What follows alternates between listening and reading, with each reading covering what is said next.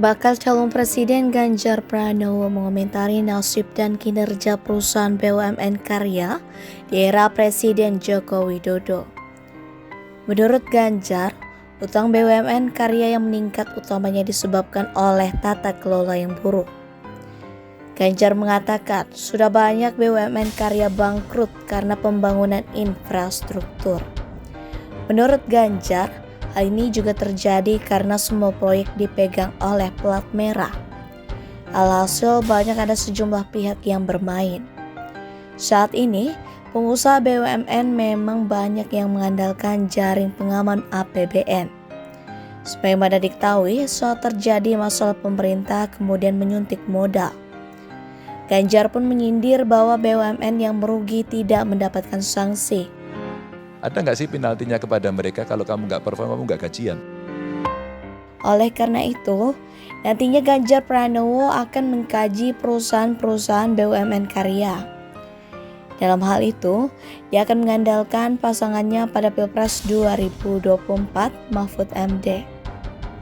Sementara itu, pemerintah telah mengalokasikan anggaran khusus untuk menyelamatkan BUMN karya yang kini hampir karam ditelan utang. Sebagaimana diketahui, dalam setahun terakhir terungkap masalah di sejumlah BUMN karya.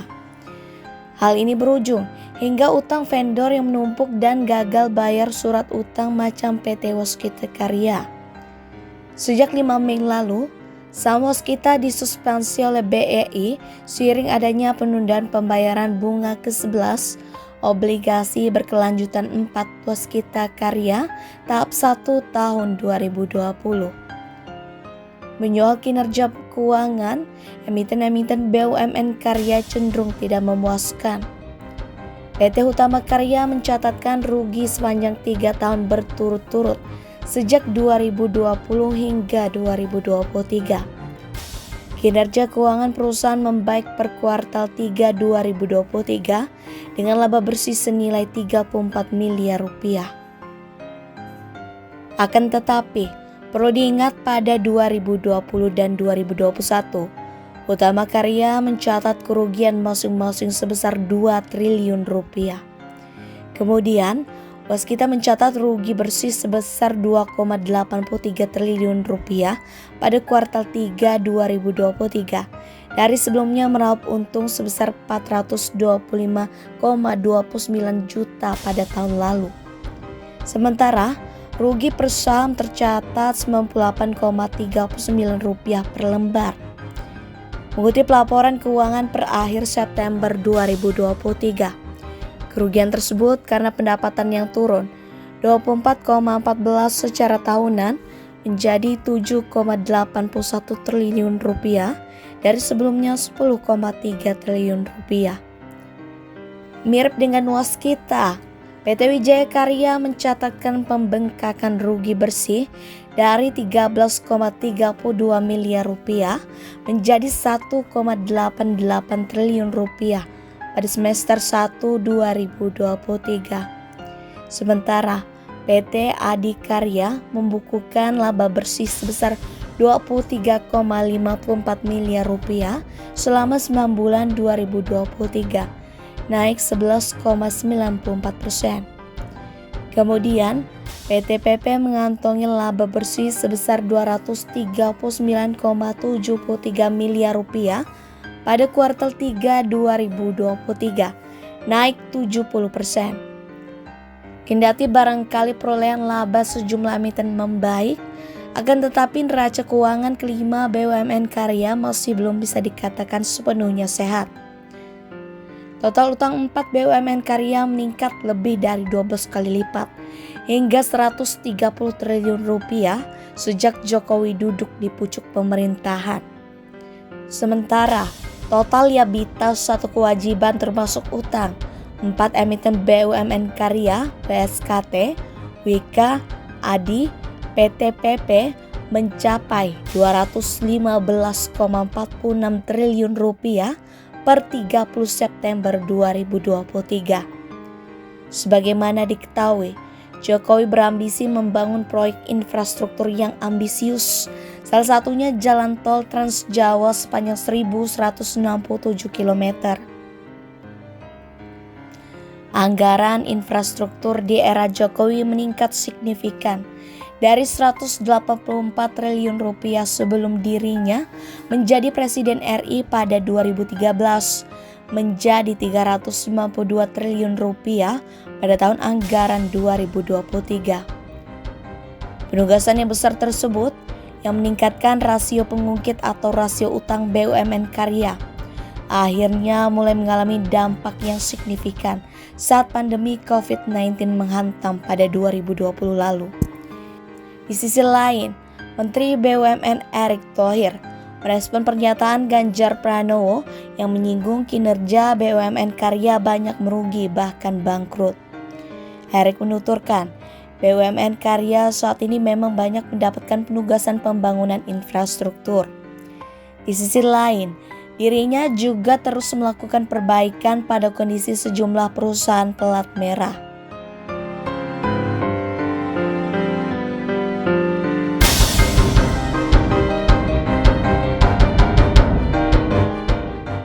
Menurut Erick, pada dasarnya kritik Ganjar terkait BUMN karya bertujuan untuk mendorong perbaikan, bukan berkonotasi negatif. Ia pun mengaku berteman baik dengan mantan gubernur Jawa Tengah tersebut. Dia bilang dirinya menerima pandangan Ganjar terkait BUMN karya yang harus memperbaiki tata kelolanya. Erick mengatakan saat ini pihaknya tengah melakukan perbaikan, terutama pada BUMN karya yang mengerjakan penugasan pembangunan infrastruktur. Erick menjelaskan, pada dasarnya untuk proyek penugasan yang menguntungkan dari sisi bisnis atau feasible, maka akan dilakukan aksi korporasi oleh BUMN tersebut untuk mendapatkan pendanaan. Sebaliknya, ketika proyek penugasan ternyata tidak menguntungkan secara bisnis, maka disitulah peran pemerintah diperlukan untuk menopang pendanaan.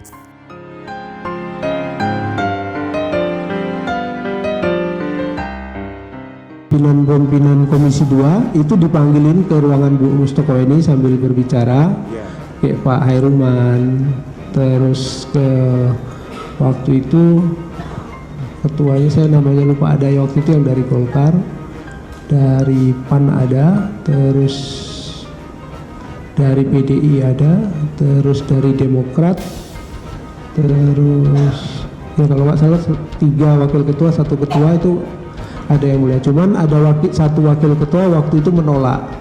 Siapa itu? Pak Ganjar. Menolak ya? Ya menolak, ribut dia di media yang mulia. Karena waktu dikasih $150.000 dia tidak mau, ribut, dia minta sama posisinya dikasih dengan ketua. Oh, ributnya karena mau lebih? Ya, minta tambah yang mulia. Jadinya dikasih terakhir sama dengan ketua 500.000. Akhirnya dia terima? Terima yang mulia. Setelah ribut, nah itu dikasih 500.000 baru dia mau. Tentang penyerahannya Anda tahu? Tahu yang mulia, kebetulan saya di ruangan itu. Nah sedikit, Saudara Nasruddin, itu kan pertemuan di ruangan Bu Mustokoweni. Iya betul yang mulia. Ya, ada berbagai pihak yang saudara katakan tadi dipanggil ke sana. Ada Hairuman dan lain-lain pihak. Iya. Dari keterangan, kalau lihat dari backgroundnya Pak Ganjar, itu di mata saya dia bukan orang yang galak gitu Pak. Dana uang dari Andi untuk dibagikan kepada Komisi 2 dan Banggar DPR. Keterangannya dia aja, keterangan ya, dia. Itu backgroundnya Pak, dari ya. Mustokoweni terus ke, dan itu disebut namanya Pak Ganjar. Yang kedua, Ibu Meriam juga menyatakan hal yang sama. Nah yang ketiga, waktu Andi ke rumah saya itu menyampaikan telah memberikan uang dan dana untuk teman-teman di Komisi 2 dan Banggar, dan untuk Pak Ganjar sekitar bulan September dengan jumlah $500. Nah, Pak Gubernur gagal, maka saya mengakui Pak Ganjar yang kurang apa dari Jawa Tengah? Kemiskinan saya masih sedih. Brebes itu masih luar biasa miskinnya. Apakah kita tidak bisa mendorong? Berarti Anda gagal? Iya, saya gagal. Saya gagal. Kalau kemiskinan itu menjadi nilai nomor 1 dan itu membuat seorang gubernur tidak layak, izinkan saya nggak mencalonkan lagi. Ternyata pemimpin hadir dalam perayaan itu sesuatu, ternyata. Maka followernya akan banyak. Bahkan ketika kemudian melalui medsos saya, ini hal kecil aja.